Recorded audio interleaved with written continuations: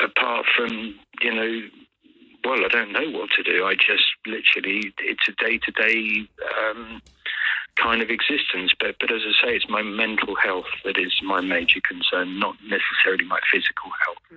Well, good luck with it all, and thank you so much for calling us. It's been a pleasure, and Hayley, good luck and keep going, girl. Thank you so much. That's so kind. It's a pleasure.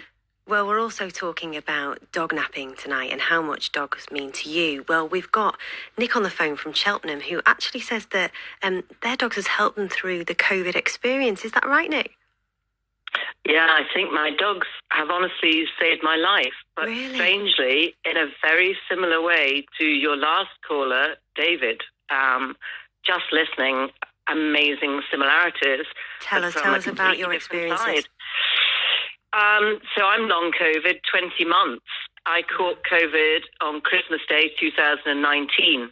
And as David rightly says, because this uniquely, unlike SARS and MERS, crosses the blood-brain barrier, this virus, the mental destruction, the Alzheimer's, Parkinson's, many different types of illnesses that are being seen in people with long COVID, not just losing your smell, your taste, but so many neurological things that are being damaged. I'm in a group of 68,000 people. It's one of the first support groups that was around that I joined and I've been active in. So many people. David, don't think you're alone. There are so many of us. But sadly, I've lost my family. I've fallen out with them. I only have 2 living relatives. I don't speak to either of them. I lost all my friends. I'd just been through a divorce. I have less than 2 interactions a week with any real human people. And I have my dogs that I love and adore and literally have saved my life. Bless. And what are they called? They're called Senna, after Ayrton Senna, and Jensen, after Jensen Button. Nice. So you don't like Formula One? Yes. Yeah. I'm so pleased the summer break is over, so we're back with Formula One, and it's very exciting at the moment. Are you Team Lewis or Team Max?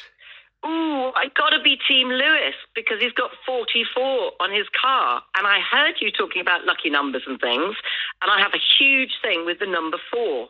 That's not just why I like Lewis, but it does help.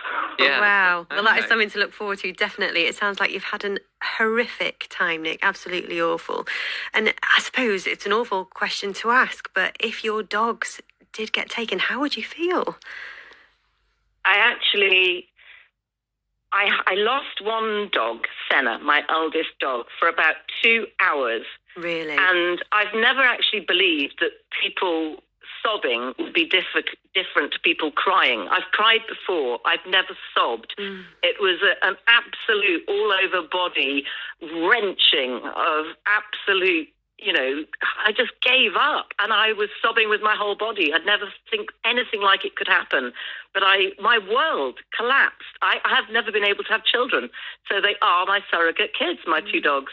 And I absolutely adore them. But being ill with long COVID, I couldn't even walk them for 16 months. So I wasn't able to walk properly. So I fantastically have a lovely young 18-year-old girl neighbour next door who's been walking them for me, but I've been buying lots of special gadgets to make sure they don't run away too far or get lost because I'm absolutely petrified about it. Nick, you have a lot of bounce in your voice. How is your health now? It's improving physically, but I'd agree with David.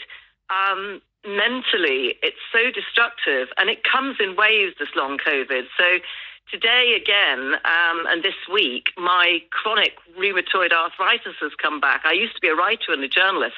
I can't write. I can't hold a pen or do a keyboard thing for very long without getting chronic pain. I do feel like I've aged 20 years. I've had sepsis. I've been in hospital with small strokes and heart attack things last year. I really gave up. I signed a do not resuscitate order. I never thought I would be here speaking to you today, and maybe that's why I'm a bit more positive. But the more I find out about the illness, the more intrigued I get, because I do a lot of scientific virology and things, but I am fearful of the way forward, and I am hoping for people like David that we'll get some help, because the government seems to have abandoned us.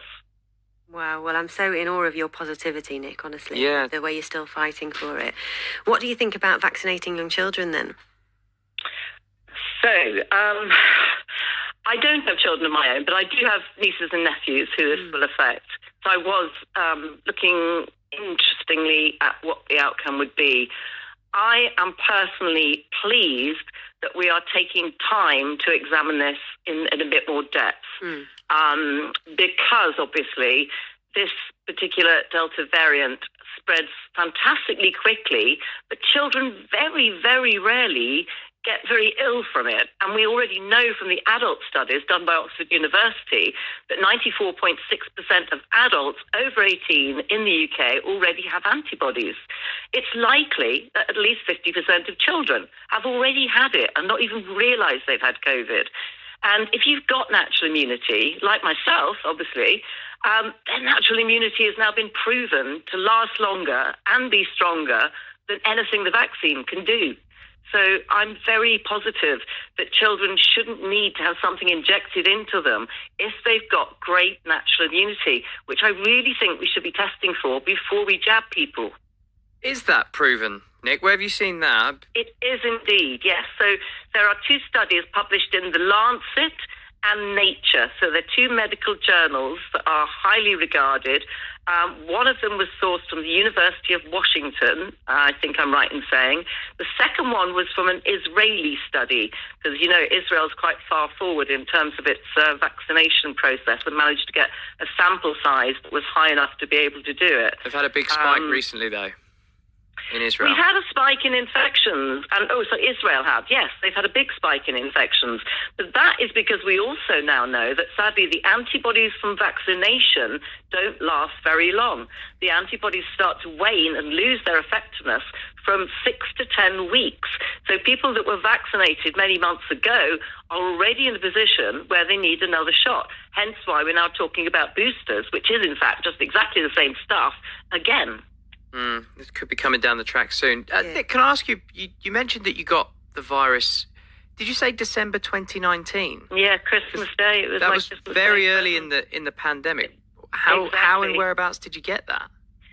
So I'd just gone through a 9-year relationship and a divorce, so I decided to go to St. Lucia for a little bit of getting away, rebuilding my life and starting again.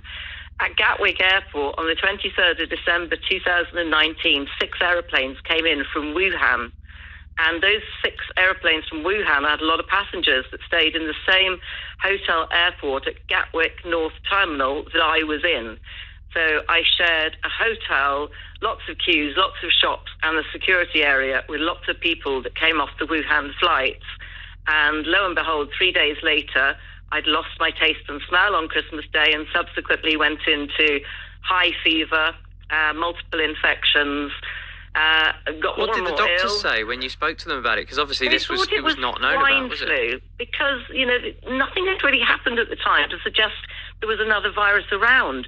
Interestingly, it wrote on my notes back in January 2020, severe respiratory infection, swine flu.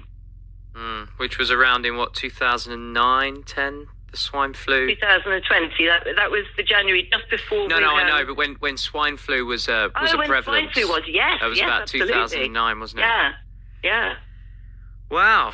Well, that's I mean, my ears pricked up when you said that. I was thinking, that seems very early in I this know, pandemic. that was one of the horrible things, is the fact that, you know, it was very difficult for anybody by the time it got to February, March, to actually diagnose me properly because we didn't have sufficient testing.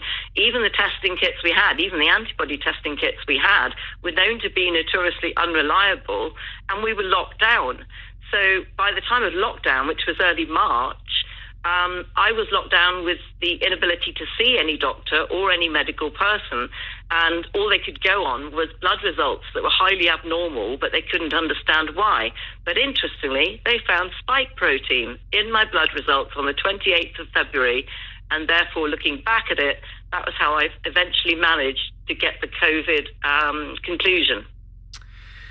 Yeah, it's really interesting. Thanks for taking us back to the start of that, and thanks for having an opinion on so many of our topics tonight. And I really hope that you... I always have an opinion. Right. I've got a voice left. I've lost my taste. I've lost my smell. I've lost part of my eyesight. My hearing is a bit off, but I can talk. At least you can speak to us.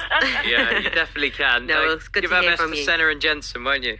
Oh, thank you. Thank you, Nick. Bye-bye. That's Nick in Cheltenham on a number of our topics tonight. We've had a text in, Hayley, about, was it David that we were speaking to earlier on? Yes. The gentleman giving his opinion on his grandchildren in Australia. Yeah, that's right. Talking as if his opinion overrides their parents and as if it's his decision because he knows better than them. I'm around his age, but I wouldn't presume to assume it is basically any of my business to press it either way. It's tricky.